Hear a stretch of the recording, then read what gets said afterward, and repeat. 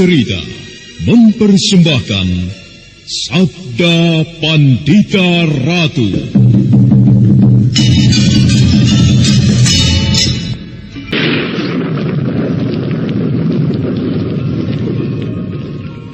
Sabda Pandita Ratu.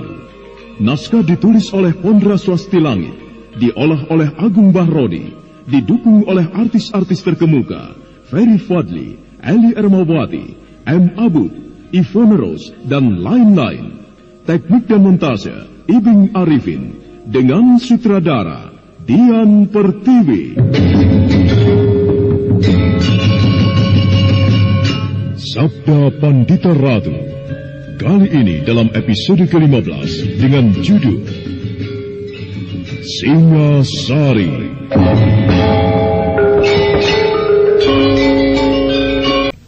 Ki Jogoboyo membelokkan persoalan yang dituduhkan Duro pada rasa tersinggung hatinya atas sikap Kamaswara. Katri menjadi cemas dengan perkembangan yang terjadi, sementara matahari kian condong ke barat.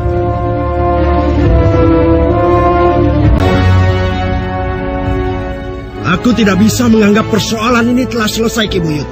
Pemuda itu bermulut lancang. Dia telah berani bersikap sombong padaku. Bagian mana yang membuatmu tersinggung itu, Jogoboyo?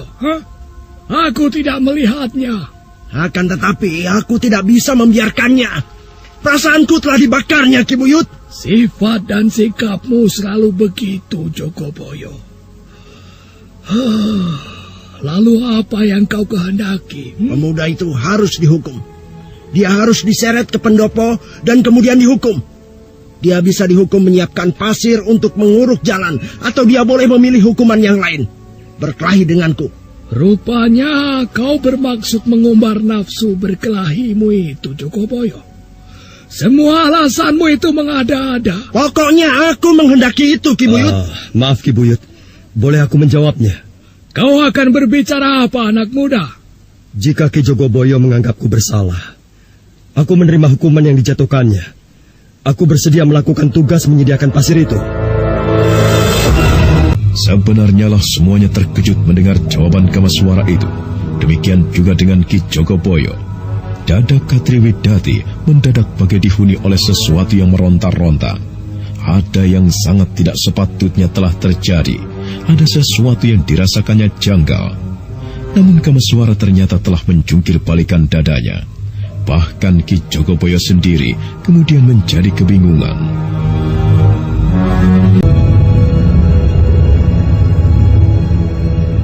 Berapa banyak pasir yang harus aku sediakan, Ki Buyut? Atau barangkali Ki Jogoboyo yang akan mengatakannya kepadaku?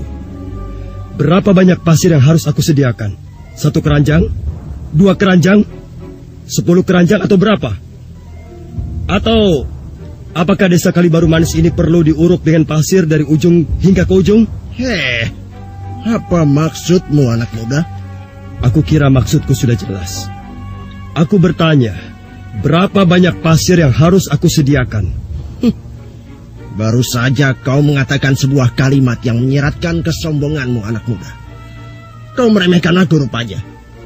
Baik, jika kau ingin menjajalku, mari kita tentukan dengan berkelahi. Gila! Apa maksudmu, Jogoboyo? Aku cabut hukuman menyediakan pasir itu. Aku tantang dia berkelahi sebagai gantinya. Kau selalu menuruti kata hatimu, Jogoboyo. Maaf, Ki Buyut. Biarlah aku terima tantangannya itu. Semoga ia merasa puas. Bagus. Kakang Jogoboyo, biarkan aku yang berkelahi. Aku memakilmu untuk berkelahi dengannya.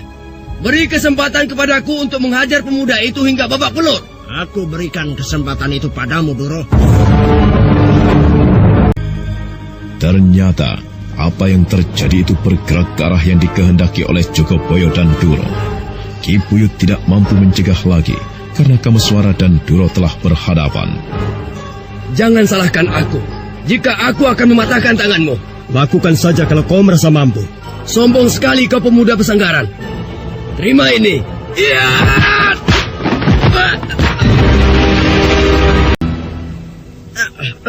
Bagaimana Kisanak Duro? Lepaskan tanganku. Lepaskan. Aku ingin sekali mematahkan siku lenganmu ini. Atau bagaimana dengan jempol jemarimu ini? Gila kau. Biar saja. Aku senang kau tuduh gila. Akan tetapi aku akan mematahkan jempol tanganmu. Jangan.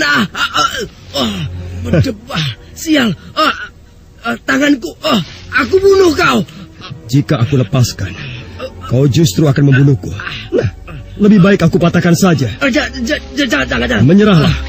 Katakan kau menyerah kalah dan aku akan melepaskan tanganmu. Kita akan berkelahi. Lepaskan tanganku. Kita telah berkelahi dan aku tidak akan melepaskan tanganmu yang telah aku telikung ini. Kecuali kau mau menyerah dan menarik semua tuduhan berbau fitnah busuk itu. Lepaskan tangannya, anak muda. Apa hakmu mencegah apa yang akan aku lakukan, Ki Jogoboyo? Kalau kau berani mematahkan tangannya, maka akan kubunuh kau. Ya, bunuh. Bunuh saja pemuda sombong itu. Jangan beri maaf kepadanya yang berani menyombongkan diri di sini. Ya, bantai saja. Habis perkara. Ya, bunuh saja dia. Cincang tubuhnya. Ayo kita Seret ke belakang dia, ayo, seret. Bunuh saja. Ayo. Kau dengar, anak muda? Kau bisa mengalami perlakuan yang paling buruk di tempat ini jika kau tidak melepaskannya. Lepaskan dia. Baik.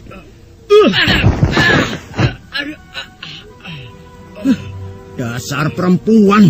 Ternyata kau tidak bisa berbuat apa-apa, Duro. Hanya ditelikung begitu saja kau tidak sanggup melepaskan diri. Aku tidak bisa menggerakkan tubuhku. Kenapa denganmu? Aku tidak bisa bergerak. Apa yang telah kau perbuat? Sebagaimana Ki Jogoboyo melihat, Ki Jogoboyo memintaku untuk melepaskannya. Telah aku lepaskan. Jika ia tiba-tiba lumpuh, barangkali saja otot-ototnya terkunci. Keparat! Aku akan menghajarmu, anak muda, supaya kau melihat kesombonganmu tidak laku di tempat ini. Tunggu, Ki Jogoboyo. Aku terima keinginanmu untuk berkelahi. Akan tetapi beri kesempatan kepadaku lebih dulu untuk berbicara dengan Ki Buyut. Agar kalau aku mati di tanganmu, Ki Buyut mendengar apa yang akan kukatakan. Jogoboyo yang berangasan itu masih harus menahan diri ketika Kameswara mendekati Ki Buyut yang gelisah hatinya. Maaf, Ki Buyut. Aku tidak mengira kalau kehadiranku di tempat ini akan menimbulkan persoalan seperti ini. Sebenarnya lah aku merasa sangat tertarik dengan cerita tentang seorang pemuda bernama Parto Dilam yang memiliki cita-cita yang terpuji. Ia bermaksud menolong sesama saudaranya yang tinggal di sekitar Kedung Lungkar yang kesulitan air dengan membendung sungai dan kemudian mengalirkannya menembus sebuah terowongan di bukit itu. Ki Buyut, sebenarnya lah aku tergelitik oleh pertanyaan. Mengapa pekerjaan yang mulia itu tidak dilanjutkan? Jangan beri kesempatan dia membelokkan persoalan, Ki Buyut. Tenanglah, Jogoboyo. Beri kesempatan kepadaku untuk menjawabnya. Mengapa kau begitu tertarik kepada terowongan itu, anak muda? Karena aku menilai orang yang mempunyai gagasan semacam itu benar-benar orang yang luar biasa. Ia ikut prihatin dengan kesulitan sesama saudaranya di balik bukit yang mengalami kesulitan air. Ia tidak mementingkan dirinya sendiri. Dan ia pun berusaha mewujudkannya dengan tindakan. Pekerjaan itu sia-sia, anak muda. Tidak ada gunanya. Hanya sebuah mimpi belaka untuk menembus bukit ini dan membuat saluran air. Tidak, Ki Buyut. Pekerjaan telah separuh lebih dikerjakan. Terowongan sudah hampir tembus. Tinggal membendung sungai itu, mengangkat airnya untuk dialirkan ke parit yang telah dibuat. Hanya itu, Ki Buyut. Kau juga dikeluti oleh mimpi buruk. Seperti apa yang pernah dialami oleh Parto Dilam. Bukit ini tidak bisa ditembus, anak muda. Baiklah, Ki Buyut. Akan aku tunjukkan kepada Ki Buyut kalau pekerjaan membuat terowongan itu hampir selesai. Aku akan menjebolnya sekarang juga. Persoalan seolah telah bergeser begitu saja. Semua perhatian kemudian ditujukan pada Kameswara yang berjalan ke bagian yang diperkirakannya merupakan tembusan dari terowongan yang telah dibuat oleh Parto Dilam. Kameswara kemudian telah mempersiapkan diri sebaik-baiknya. Bukan maksudku untuk menyombongkan diri dengan kemampuan yang aku miliki. Akan tetapi, dengan cara ini, aku berharap akan menggugah kembali tekad yang pernah mengeram di dada Parto Dilam untuk melanjutkan membuat bendungan itu. Bagaikan dililit oleh sebuah pesona sihir, semuanya memandang pada Kameswara, tidak terkecuali Ki Jogoboyo dan Duro yang masih terbaring lunglai. Sebenarnya lah, Kameswara telah mempersiapkan sebuah ajiannya yang sangat dahsyat, ajian Riung Laut yang berasal dari garis perguruannya sendiri. Kameswara menempatkan diri agar semburan batu tidak mengenai orang-orang yang berada di tempat itu.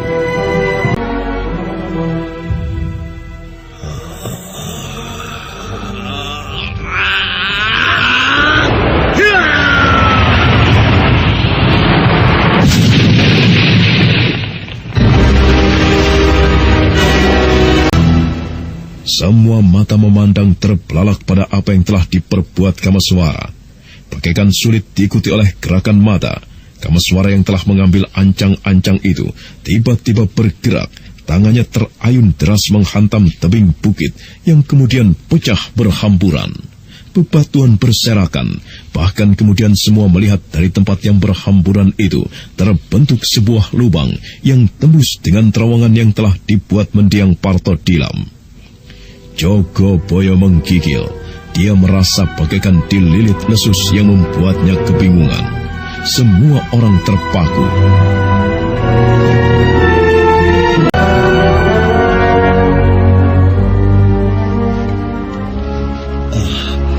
Maafkan aku, Ki Buyut.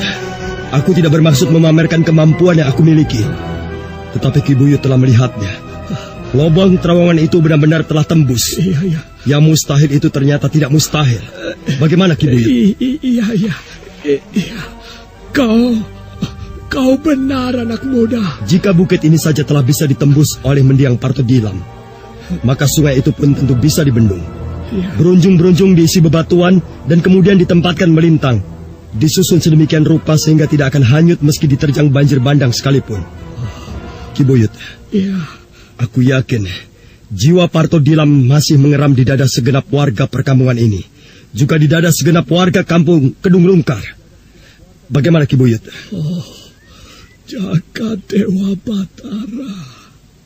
Begitu buta mata tua ini, sehingga tidak melihat lagi teja yang bersinar terang padamu, anak muda. Hai, kalian melihat semuanya. Hah? Kalian melihat semuanya, bukan? Apa yang telah diperbuat oleh anak muda yang bernama Kameswara ini? Hah? Ragukah kalian bahwa ia sebenarnya menyimpan maksud yang baik? Tidak seperti yang dituduhkan oleh Duro ataupun Ki Jogoboyo. Masih ragukah kalian?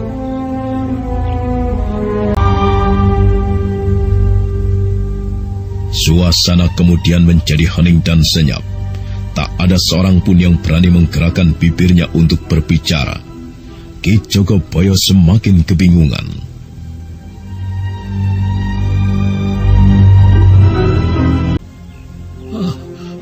Anak muda, maafkanlah kami para penduduk desa Kalibaru Manis ini.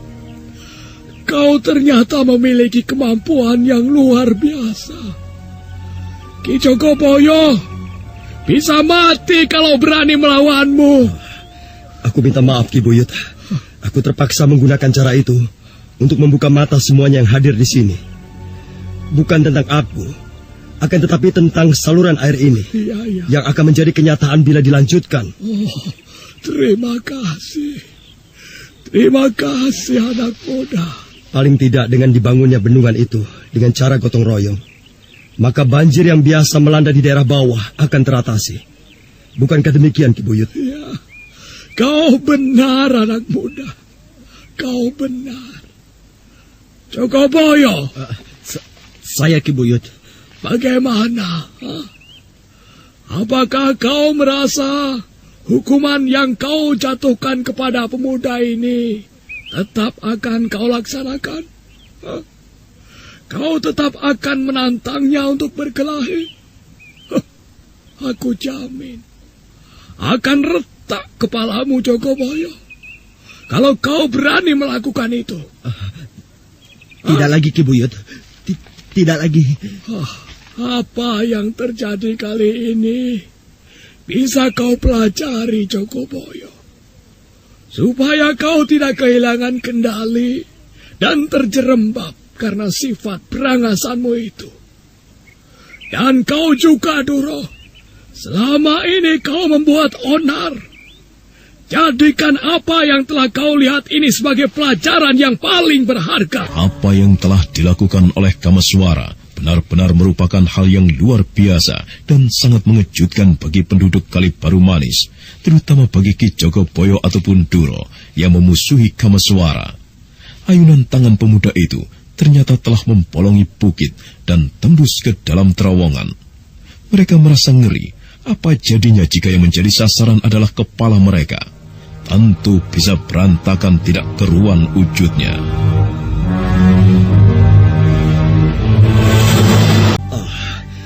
Ki Jogoboyo. Saya, Tuan.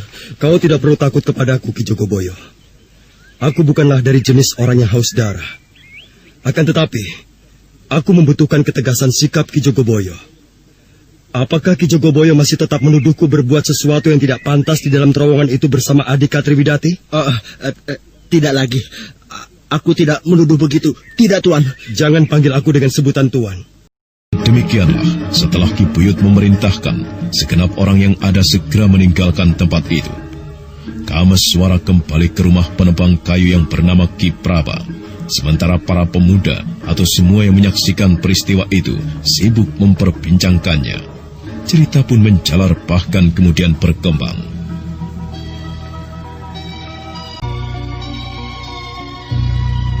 Bagaimana rasanya ketika tadi kau ditikungnya dengan sangat mudah itu, Dro? Sakit sekali. Rasanya tulang lenganku benar-benar akan dipatahkannya. Aku pikir kau masih beruntung. Untung pemuda itu bukan dari jenismu. Jenisku? Iya, jenis berangasan yang gampang lepas tangan. Barangkali kepalamu sudah remuk. Batu-batu saja pecah berhamburan. Apalagi kepalamu itu, Dro. Kau benar. Lalu bagaimana? Apakah kau masih menyimpan sakit hati kepada pemuda itu? Aku tidak mempunyai keberanian untuk merasa sakit hati kepadanya.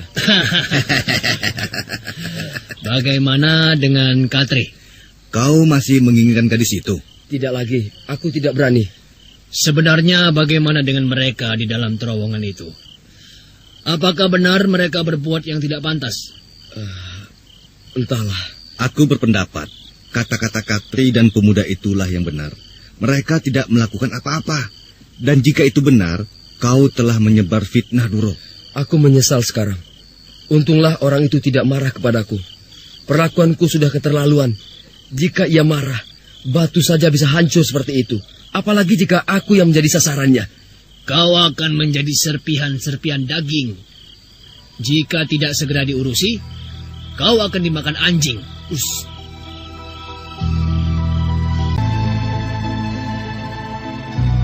Demikianlah, ternyata apa yang terjadi di ujung terowongan itu sangat membekas di hati Duro ataupun Ki Jogoboyo.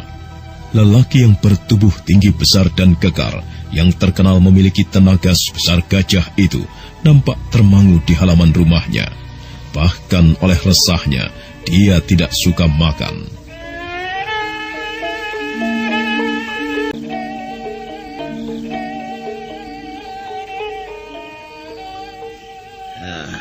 Sebenarnya ada apa, toh, Kang? Kau belum mendengar apa yang aku alami? Belum. Hampir saja kau menjadi seorang janda, Nyai. Hah? Mengapa?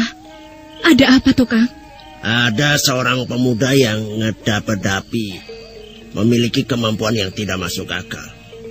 Dia mampu menghancurkan dinding bukit dan menjebol terowongan. Batu-batu berantakan tersentuh tangannya. Padahal sebelumnya aku telah menantangnya untuk berkelahi. Andai kata pemuda itu adalah pemuda yang pemarah. Dengan kemampuannya itu, dia bisa membuatku berantakan. Dan kau menjadi janda, Nyai. Kenapa kau menantang pemuda itu berkelahi? Apa ia mempunyai salah? Ternyata tidak, Nyai. Dengan jelas, Jogoboyo menceritakan apa yang terjadi kepada istrinya. Nyai Jogoboyo mendengarkan cerita itu dengan seksama. Rasa penasarannya membuncah. seolah dia ingin tahu bagaimana pemuda Kameswara itu dapat menghancurkan sebuah batu besar dengan sentuhan tangannya. Bukan main. Pemuda itu tentu benar-benar luar biasa, Kakang Jogoboyo. Pada kenyataannya, dia memang pemuda yang luar biasa. Dia seperti Parto Dilam yang telah mati itu. Sama luar biasanya pula. Di mana ia sekarang berada, Kang? Dia berada di rumah Ki Badra, ayah Katri Widati itu. Besok aku akan menemuinya. Untuk apa, Nyai? Aku akan memintanya menunjukkan kemampuannya yang luar biasa itu padaku. Bagaimana menurutmu? Apakah para warga Kalibaru Manis ini masih bisa digugah untuk kembali melanjutkan membangun bendungan itu? Aku tidak tahu, Kakang. Menurutmu, siapakah pemuda di desa ini yang mempunyai pengaruh besar terhadap kawan-kawannya? Ada beberapa. Anehnya, orang macam Duro itu yang justru mempunyai pengaruh besar pada teman-teman yang lain. Kalau begitu, aku akan temui dia. Apa yang Kakang inginkan darinya? Aku berharap sesuatu darinya. Kelak kau akan tahu. Katakan kepada ayahmu kalau sudah pulang, aku ke rumah Duro itu. Baik, Kakang. Akan tetapi, Kakang akan segera pulang, bukan? Aku masih juga akan menjumpai Sumantri. Aku mengharapkan ia mau menjadi contoh atas kawan-kawan yang lain. Kebersamaan akan menjadikan impian itu menjadi sebuah kenyataan. Baik, Kakang. Kemana anak muda itu, Katri? Ia pergi menemui Duro, Ayah. Juga menemui Sumantri di Kedung Lungkar. Menemui Duro? Untuk apa? Mungkin meminta bantuan kepada Duro untuk menggerakkan teman-temannya agar bersedia melanjutkan pekerjaan Kakang Dilam yang terbengkalai itu, Ayah. Baik sekali jiwa anak muda itu, Nduk. Aku sependapat, Ayah. Aku baru saja menemui Ki Buyut, menemui beberapa orang tua untuk membicarakan bendungan itu. Dan ternyata mendapatkan tanggapan yang baik sekali, terutama Ki Buyut. Bahkan Ki Buyut telah lebih dulu melangkah mengumpulkan orang-orang. Ya, andai kata kakakmu Parto Dilam masih hidup, ia tentu akan bangga sekali. Akhirnya orang-orang di desa ini bisa menerima apa yang diyakininya. Dari tempat yang berada saat ini, Kakang Parto Dilam pasti melihatnya, ya. Menilik ciri-cirinya, ada pohon waru besar di halaman. Tentu ini rumah Duro itu. Duro, Siapa? aku. Bukalah pintu. Aku ingin berbicara denganmu. Duro ternyata masih mengenali suara itu. Mendadak wajahnya jadi pucat. Dia tiba-tiba membayangkan pemuda bernama Kameswara itu tentu tidak bisa menerima perlakuannya dengan menyebar fitnah dan tuduhan itu. Duro kebingungan. Dia melihat ke pintu belakang. Dia tentu masih marah kepadaku. Dia datang tentu untuk membalas sakit hatinya. Bagaimana ini? Apa yang harus aku lakukan? Sebaiknya aku lari saja melalui pintu belakang. Duro, aku bermaksud minta bantuanmu. Aku yakin kau bisa membantuku untuk mewujudkan bendungan itu. Bukalah pintunya. Ia minta bantuanku. Benarkah? Atau sekedar akal-akalan untuk menjebakku saja agar aku tidak melarikan diri? Tetapi kalau ia mau melakukan itu, mengapa ia harus mengetuk pintu? Batu saja bisa dihancurkannya pecah berantakan seperti itu. Baiklah, aku berharap ia tidak akan berbuat apa-apa padaku. Pintu terbuka. Seberkas sinar dari damar iblis mengusap wajah Kameswara. Kameswara merasa geli di dalam hati melihat Duro yang gemetar ketakutan. Namun Kameswara bersikap seolah-olah tidak tahu. Kameswara melangkah dan kemudian duduk pada sebuah dingklik panjang.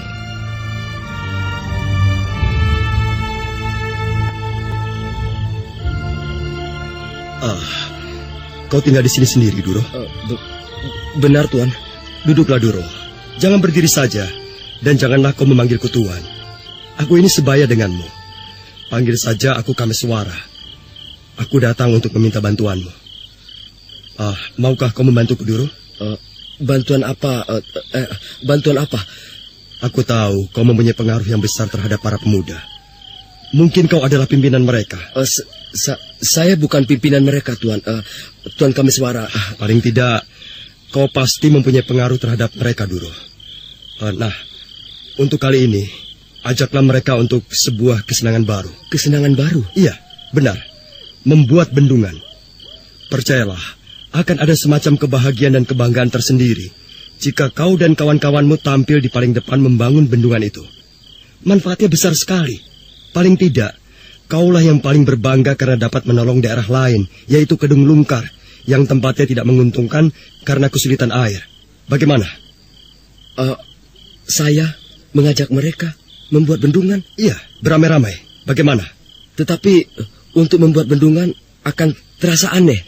Selama ini apa yang kau lakukan? Berburu atau apa kira-kira? Berkelahi? Sudah waktunya kau tidak gampang larut pada perkelahian yang tidak bermanfaat, Duro. Orang akan merasa segan kepadamu. Orang disegani bukan karena kau pemberani, Duro. Mereka tidak segan kepadamu, akan tetapi takut. Tetapi jika kau berhasil membawa sebanyak-banyaknya kawanmu, maka kau akan disegani dan dihormati orang. Aku menantangmu, Duro. Saya tidak berani, Tuan. Aku tidak menantangmu untuk berkelahi. Tetapi aku menantangmu. Mampukah kau melakukan apa yang kukatakan? Jika kau berhasil mengumpulkan pemuda sebanyak-banyaknya, dan kau berhasil memimpin mereka untuk bersama-sama membuat bendungan itu, baru kau seorang lelaki. Hah? Hanya itu keperluanku. Izinkanlah aku pulang sekarang. Baik, silahkan Tuan.